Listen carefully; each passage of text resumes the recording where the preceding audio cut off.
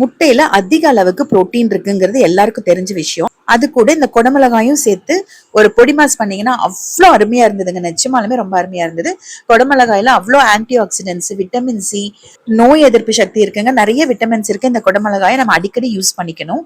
நான் இன்னைக்கு 3 எடுத்திருக்கேங்க. ஒரு மீடியம் சைஸ் 3 எடுத்து நல்லா கழுவிட்டு கட் பண்ணிட்டு நடுவில் இருக்கிற விதையெல்லாம் எடுத்துட்டு குட்டி குட்டியா கட் பண்ணிக்கலாம். இந்த பொடி மாஸ் பாத்தீங்கன்னா ரச சாதம், சாம்பார் சாதத்தோட எல்லாம் தொட்டுக்கிறதுக்கு ரொம்ப அருமையா இருக்கும். இப்ப இந்த நடுவில் இருக்கிற விதையெல்லாம் எடுத்துட்டு குட்டி குட்டியா கட் பண்ணிக்கலாம். உங்களுக்கு எவ்வளவு சின்னதா வேணுமோ அவ்வளவு சின்னதா வெட்டிக்கோங்க. நீள நீளமா எப்படி வேணும்னாலும் வெட்டிக்கலாம். இதுக்கு பாத்தீங்கன்னா நான் 2 பெரிய வெங்காயம் எடுத்திருக்கேன், கொஞ்சம் கருவேப்பிலை எடுத்திருக்கேன். பெரிய வெங்காயம் நல்லா பொடி பொடியா வெட்டி வச்சுக்கலாம். ஒரு அடிகனமான கடாயில ஒரு 4 ஸ்பூன் அளவுக்கு கடலெண்ணெய் சேர்த்திருக்கேன்.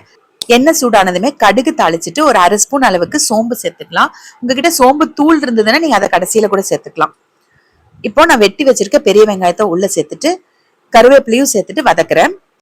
குடமிளகா நிறைய பேர் அதிகமா சேர்த்துக்கிறது இல்லைங்க. இந்த மாதிரி பொடி மாசா பண்ணும்போது ரொம்ப அருமையா இருக்கும், சாப்பிட்றதுக்கு நல்லா இருக்கும். நான் ஒரு துண்டு அளவுக்கு இஞ்சி வெட்டிட்டு இடிச்சு அதுவும் சேர்த்துக்கிறேன். பூண்டு நான் சேர்க்கல, இஞ்சி மட்டும் இடிச்சு சேர்த்துக்கிறேன்.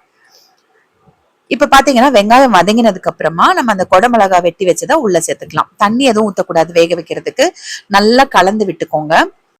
1 நிமிஷத்துக்கு அப்படியே அந்த எண்ணெயிலேயே கொஞ்சம் ஃப்ரை பண்ணி விடுங்க. இப்ப பாத்தீங்கன்னா கொஞ்சமா மஞ்சத்தூள் சேர்த்துட்டு காரத்துக்கு குட்டி ஸ்பூன்ல 1 ஸ்பூன் அளவுக்கு மிளகாய் தூள் ஐஸ்கிரீம் ஸ்பூன்ல சேர்த்திருக்கேன். அந்த 5 பெட்டி ஸ்பூன் இருக்கும் பாருங்க, அதுல 1 ஸ்பூன் சேர்த்தா போதும். உப்பு பாத்தீங்கன்னா கிட்டத்தட்ட ஒரு 1/2 ஸ்பூன் அளவுக்கு கல்லுப்பு அதுவும் உள்ள சேர்த்துட்டு கலந்து விட்டுக்கலாம். நல்லா அந்த பொடி எல்லாம் மிக்ஸ் ஆகிற மாதிரி கலந்து விட்டுட்டு அடுப்பு கம்ப்ளீட்டா சிம்ல வச்சுட்டு மூடி வச்சு ஒரு 3 நிமிஷம் விடுங்க. 3 நிமிஷத்துக்கு அப்புறமா திரும்ப எடுத்து கலந்து விட்டுட்டு திரும்ப அதே மாதிரி மூடி வச்சு ஒரு 3 நிமிஷம் விடுங்க. குடமிளகா நல்லாவே வெந்துருங்க. கொஞ்சம் நறுக்கு நறுக்குன்னு இருந்தா கூட நல்லாதான் இருக்கும். ஃப்ரைட் ரைஸ்க்கெல்லாம் பாருங்க பாதி அளவு தான் அந்த குடமிளகா வெந்திருக்கும். அது நல்லாதான் இருக்கும் சாப்பிடுறதுக்கு. இப்ப நான் உப்பு காரம் எல்லாமே முட்டைக்கும் சேர்த்துதான் இதுல சேர்த்திருக்கேன். மொத்தமா ஒரு 6 நிமிஷம் மூடி போட்டு வெந்தா போதுங்க. நடுவில் ஒரு தடவை கலந்து விடணும், அவ்வளவுதான். இப்போ இந்த அளவு குடமிளகாய்க்கு 6 முட்டை எடுத்திருக்கேன். நீங்க 5 கூட எடுத்துக்கலாம். நான் என்ன பண்ணிருக்கேன்னா ஒரு குடமிளகாய்க்கு 2 முட்டைன்ற விதத்துல எடுத்திருக்கேன். 6 முட்டை.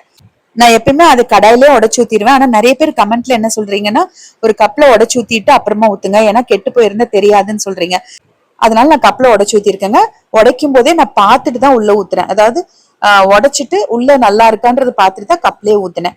இப்ப இந்த குடமிளகாய் பாத்தீங்கன்னா கொஞ்சம் அப்படியே நல்லா ஒதுக்கி விட்டுக்கலாம். ஒதுக்கி விட்டுட்டு நடுவுல இந்த முட்டையை உள்ள ஊத்திக்கலாம். இந்த முட்டைக்கு தனியா நான் உப்பு காரம் எல்லாம் எதுவுமே சேர்க்கல. இப்ப நல்லா அப்படியே கலந்து விட்டுட்டோம் அப்படின்னா அந்த மஞ்சள் கரு வெள்ளைக்கருவெல்லாம் நல்லா கலந்துரும். ஒரு 2 நிமிஷத்துக்கு அப்படியே வைங்க. அதுக்கப்புறமா அப்படியே கலந்து விட்டுக்கோங்க. அடுப்பு சிம்லே வச்சுக்கோங்க.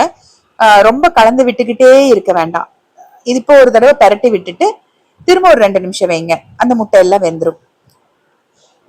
அவ்வளவுதான். இப்ப பாருங்க ஒரு 4 நிமிஷம் ஆயிருச்சு. முட்டை எல்லாம் நல்லா வெந்துருச்சு. முட்டை வேகிறதுக்கெல்லாம் ரொம்ப நேரம் ஆகாதுங்க. அவ்வளவுதான். பொடி மாஸ் அருமையா ரெடி ஆயிருச்சு. உங்ககிட்ட கொத்தமல்லி தலை இருந்ததுன்னா கட் பண்ணி தூவிக்கோங்க.